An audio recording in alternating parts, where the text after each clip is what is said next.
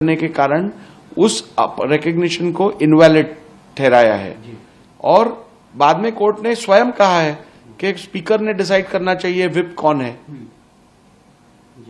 तो ये आप कैसे कह सकते हो कि स्पीकर ने सुनील प्रभु को रिकग्नाइज किया था, कोर्ट ने सुनील प्रभु को रिकग्नाइज किया था और भरत गोगावले को रिकग्नाइज नहीं किया था। ये परमानेंटली नहीं था, ये प्रोसेस फॉलो नहीं किया गया था, इसीलिए था। और कोर्ट ने स्पीकर को प्रोसेस फॉलो करने के लिए कहा और वापस से डिसीजन लेने को कहा। सर, जिस प्रकार से बता रहे भरत गोगावले अगर व्हिप जारी करते हैं, क्या ये व्हिप दोनों ठाकरे गुट और सिंधु गुट को लागू होता है? भरत गोगावले जो व्हिप इशू करेंगे वो शिवसेना विधिमंडल पक्ष के सभी सदस्यों को एप्लीकेबल होगा। ठाकरे गुट को भी जो उनके प्रेम भाई जो शिवसेना विधिमंडल गठ में है उनको एप्लीकेबल होगा। सर, इस फैसले के बाद आपको क्या लगता है कि असली शिवसेना कौन, जैसे आप बता रहे कि दो, तो आपके मुताबिक असली शिवसेना है स्पीकर आप देख रहे हैं? मैंने अपने फैसले में बताया है कि 2022 में जी हाँ सर, मेरे हिसाब से कौन सा गुट असली शिवसेना था।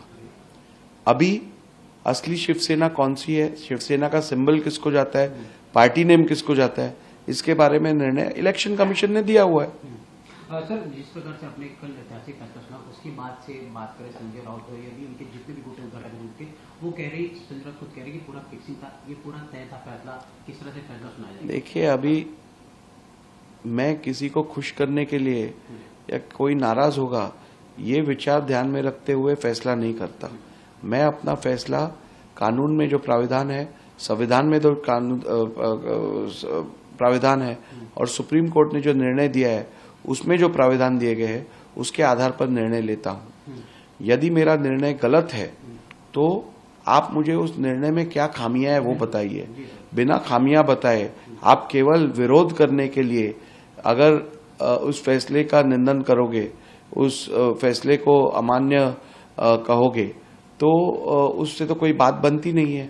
ये फैसला संवैधानिक लोकतंत्र को मजबूत करने के लिए और पार्लियामेंट्री डेमोक्रेसी को मजबूत करने के लिए एक अहम फैसला है। सर, आपके फैसले के बाद हालांकि बहुत जगह जश्न मनाए गए, लेकिन वही उद्धव ठाकरे गुट की बात करें, वो इस फैसले को एक बार आपके खिलाफ हो या आपके फैसले को सुप्रीम कोर्ट में चुनौती देने की बात करें, ओवरऑल किस तरह से आप किस तरह? भारत का हर नागरिक सुप्रीम कोर्ट या हाई कोर्ट में जा सकता है, वहां पे याचिका फाइल कर सकता है। याचिका फाइल करना यानी मैंने लिया हुआ निर्णय गलत ठहराना नहीं होता है। वो अगर आपको गलत ठहराना है तो उसके लिए सबूत देने पड़ेंगे, उसके लिए आपको उसमें जो खामियां है वो बतानी पड़ेगी। सर, वही सामना की बात करें, फैसले के बाद आज सामना है जिस प्रकार से आपके खिलाफ लिखा गया है कि पूरा पॉलिटिकल मोटिव फैसला था, साथ साथ ये दिल्ली से लिखा हुआ फैसला जो आप रीड आउट किया, पॉलिटिकल मोटिव बताया जा रहा है पूरा फैसला। बिन बुनियाद के आरोप जो रहते हैं उसके ऊपर मैं जवाब देना उचित नहीं समझता।